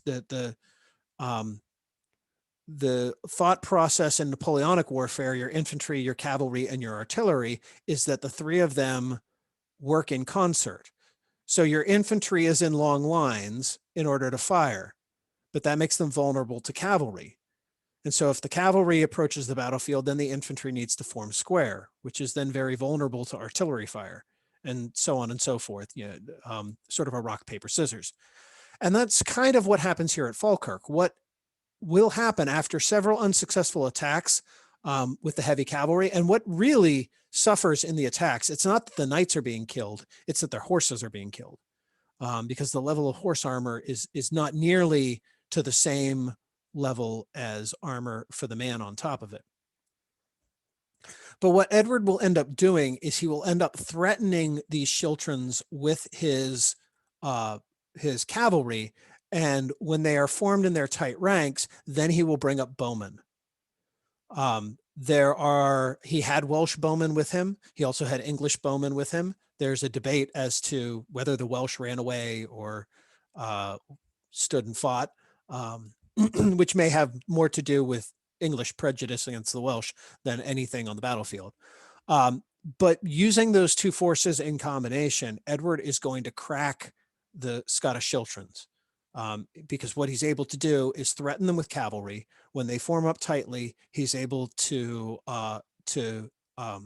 harass them with arrow fire until they start to break, which gives the cavalry then an opening to get in and destroy that particular Shiltron. And it's going to be a success. And so this is sort of my counterpoint to, if we talk about an infantry revolution, well, the final battle that Edward fights in the Scottish Wars of Independence shows that heavy cavalry can still be used to defeat the infantry, just not on its own. And so the counterpoint that is often mentioned is that Edward's son, the soon-to-be Edward II, will fight at Bannockburn and be terribly defeated. Well, what Edward II brings to Bannockburn is a feudal army, and the tactics that are used by that army are much more similar to the French in the 100 Years' War than they are to the campaigns that his father was attempting to fight, and that they're going to put everything behind the heavy cavalry charge. Does not appear to be much more tactical thought other than we will ride down our enemy before us on our horses. And history sort of shows with cavalry that cavalry rarely is successful against disciplined, well-formed infantry by itself. It requires individuals like Edward I to be able to balance those various forces and use the best advantage of the cavalry to threaten, to move quickly, and then to use his something like his archers to wear down the enemy, and then finally break them with the cavalry assaults and the infantry following up. It is going to be. Could I ask you something? Absolutely. Yeah. I guess I missed the definition of the children's. I mean, I'm guessing that these are mass formations of spearmen. Yeah.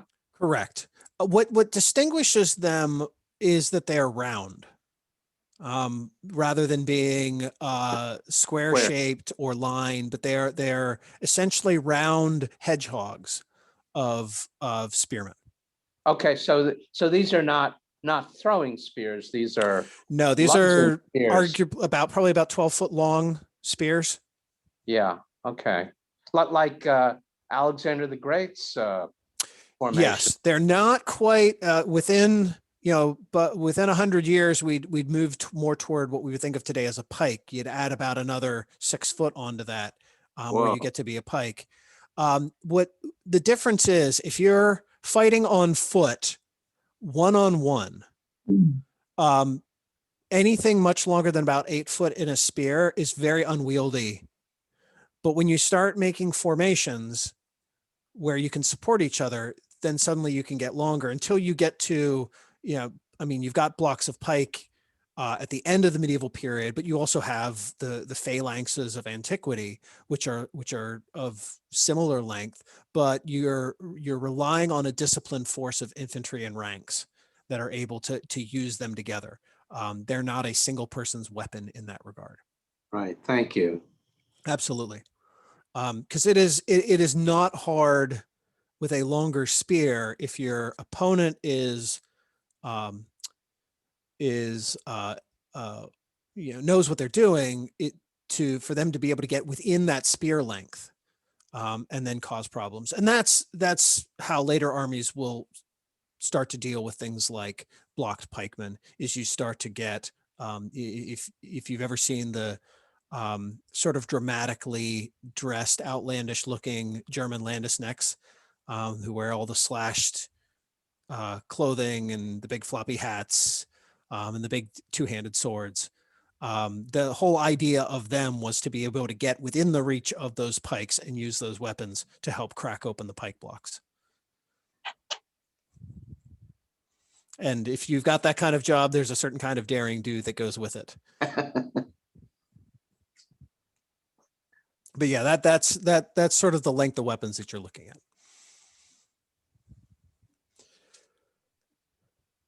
So Edward is going to die before the Scottish Wars of Independence are done. On his tomb, there is scrawled Edward the First. Well, not scrawled; it's inscribed. Edward the First, Hammer of the Scots, and Keeper of his. It's Latin; it doesn't translate as well. But and Keeper of his oaths. So Edward is often called Hammer of the Scots. The inscription was probably from the 1600s, but certainly a reputation that he would have approved of. There is an apocryphal story that as Edward was dying, he died of dysentery. So much like his grandfather and great uncle before him, but at a much older age than either of them. But that as he was dying, he told his son, Edward of Carnarvon, soon to be Edward II, that when he died, he wanted his body boiled down and the bones carried at the front of the army as it continued to march into Scotland. There is no period account of that, but it very much fits in with the sort of stern military commander idea of Edward that comes through from his campaigns.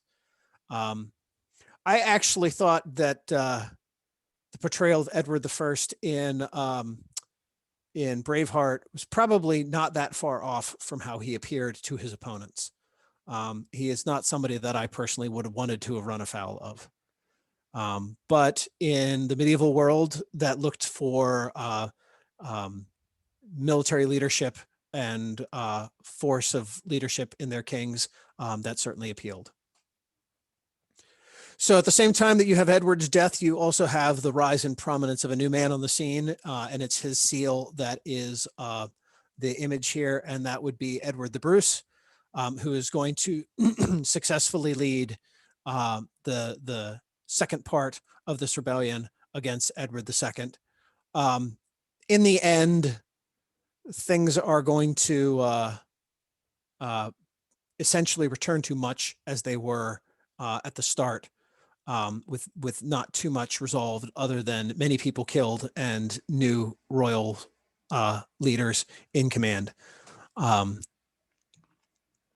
that is often the case of these kinds of border wars between very much interconnected and interrelated families.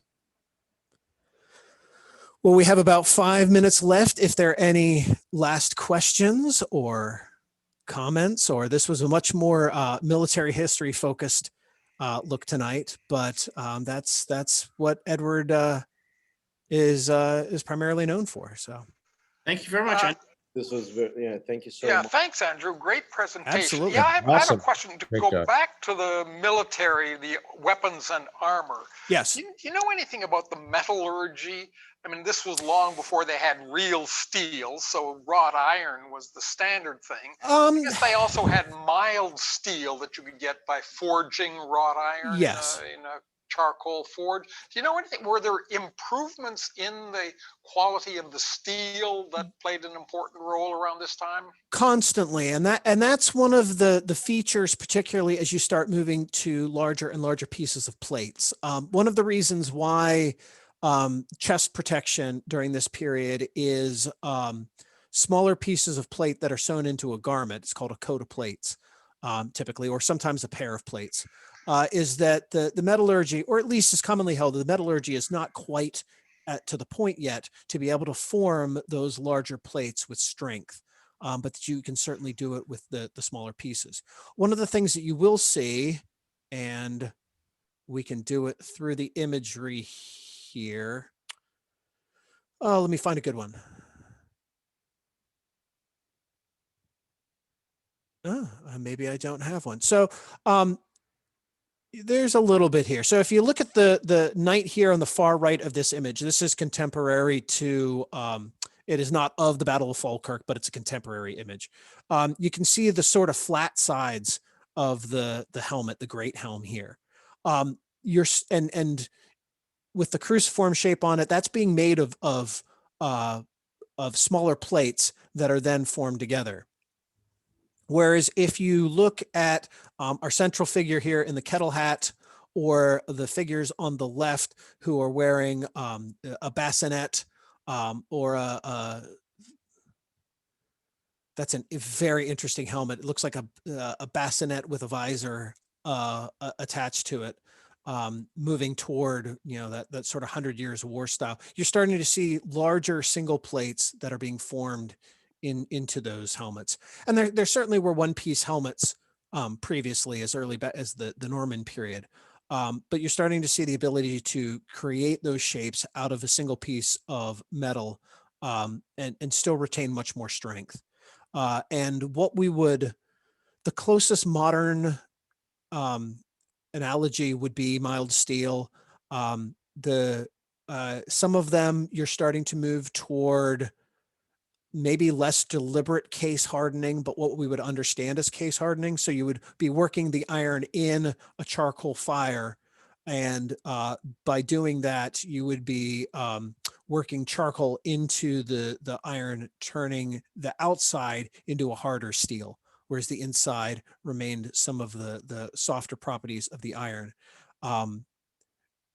Things like that could be improved by quenching, which certainly, and quenching and tempering together, which certainly had been true of swords for a long period of time. It's not quite there with other pieces of armor yet, but there are descriptions of mail being heated in charcoal, some types of attempts to get more steel property on the outside of it. So mild steel would be our best analogy today, but not nearly as homogeneous as modern steel is. It would be far more inconsistent throughout the piece, just because not being able to blend all of the elements as we can. And the other thing that, particularly based on the quality of the armor, is impurities in it. Pieces of slag. I mean, you might see something like forged scale or something like that. So you would have flecks of that material in the metal quality. There's been some interesting analysis of some medieval irons and steels and trying to figure out what things looked like. You don't get accounts until the war, the 100 Years War, of the attempt to harden arrowheads. So that's not being done yet. Oftentimes, when we think of armor penetrating arrowheads, bodkin heads are what come to mind or are shown in imagery, which are sort of a very long stiletto needle point. That would be the most effective type of war arrow for this period. They're often shown in a 100 Years War context, but they would have been far less effective by that point because they're not designed for penetrating mail.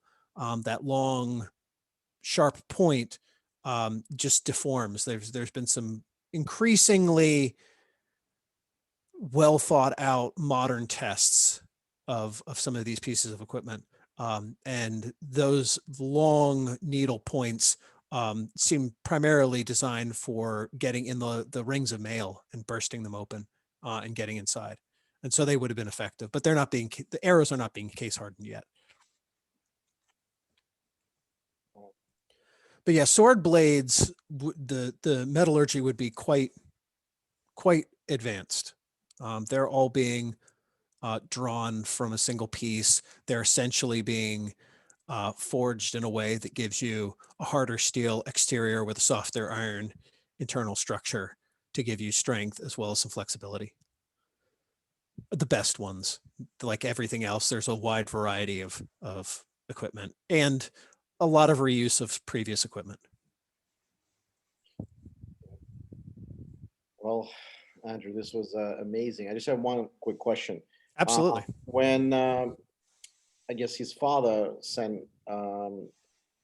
him, Edward, to Middle East, he was injured by Hashashins, right? Assassins. Yes. Go ahead, Yes, sorry. he was ambushed in his tent. Right. And when he came back, he was almost like a hero figure back to England. So would you say that his notoriety, his father had served in his notoriety and become more famous, and also him coming back kind of like on a horse, so to speak? That was the beginning of his ascendance. To a degree, although certainly, I mean, even so, if you look back to the Song of Lewis, where they talk about him as, as fierce and ferocious as a lion, but changeable as a leopard, he's already building a reputation for himself early in his life for that martial ferocity. What he brings back from the Holy Land with him is that consistency. And he is no longer seen as changeable or kind of following his whims at that point in his life. He's much more, following a straight course. He was not necessarily a likable king, even in England. There were certainly quite a few internal issues and internal struggles that continued to go on and would continue to go on within England. But he was much more effective at channeling the nation in a path. And the economy was doing well and did well through most of his reign. He largely created his own problems toward the end of his rule because he basically destroyed his ability to raise capital with the Welsh castle projects. They just bankrupted the government. And so things sort of started to fall apart toward the end of his reign. And that's why one of the sort of other legacies of Edward I is the concept of a much more formal parliament and advising body behind the king, because he was increasingly resorting to taxes like his forebears toward the end of his reign. So I don't want to portray Edward I as all like the rosy hero, but he did play that very, very well, whether it was deliberate or not. Medieval England liked their warrior kings, and he gave them that very much so. Yeah, perfectly portrayed, and yeah, the brave heart. I mean, for sure. Yeah, and there are some accounts of him berating his son in public spaces. I think Edward was really disappointed in his son's lack of martial focus. So I think that rings true. When he threw out his son's servant out of the window. So that individual is loosely based on Piers Gaveston, who was a close friend, lover, we don't know, probably lover of Henry II. He was not thrown out the window. He was thrown out of a window, but not by Edward I. He actually we do know that one of the last things that Edward I did before he died was force his son to promise to not bring Piers Gaveston back into the country because he had been exiled. Edward II didn't do that. Edward II sets up basically another period of rebellion and contention within England with his own wife. So the two of them are, who's an amazing historical figure in her own right. The two of them are at odds throughout Edward II's reign. The traditional story for Edward II's death is that he was killed with a red hot poker inserted in his anus as a, I mean, not so veiled reference to his homosexuality. Probably not the case. He probably was just pedestrian, starved to death in captivity. But his son will take over, Edward III, who's going to be another great warrior king and start off the 100 Years' War. There are some historians that don't.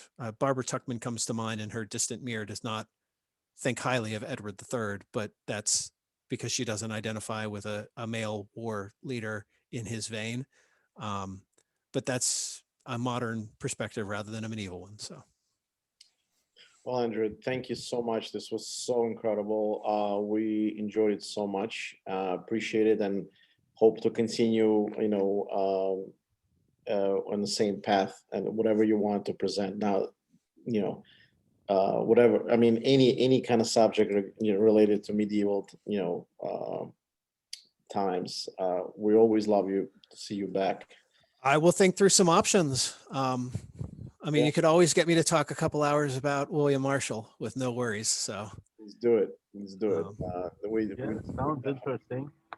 Yeah, William Marshall for sure. We can definitely do that. And I'm also interested in French influence on Scots and them supporting Scots. I mean, the old alliance. Me. I mean, there's so many movies and series right now going on. It's such a hot topic too. I just, like how much of a jittery factor that was against England, and that probably would be just an amazing. Yeah, it absolutely was, even during this time. Edward, the old alliance breaks down for a period of time during the Scottish Wars of Independence, and Edward takes advantage of that. So. Exactly. Yeah. All right. So for those of you who wanted to see this on YouTube channel, I'll post it up. Thank you, Andrea. I'll send you a link as well. And everybody else, whoever joins on Sunday, we do a construction of pyramids. Everybody has a nice evening. Have a nice weekend. And Andrew, thank you. Special thank you to you. Appreciate it. Absolutely, my pleasure. Andrew, thank you so much. Yeah, have a wonderful thanks, evening. Andrew. Great presentation. Yeah, awesome presentation. Great job. Thank you.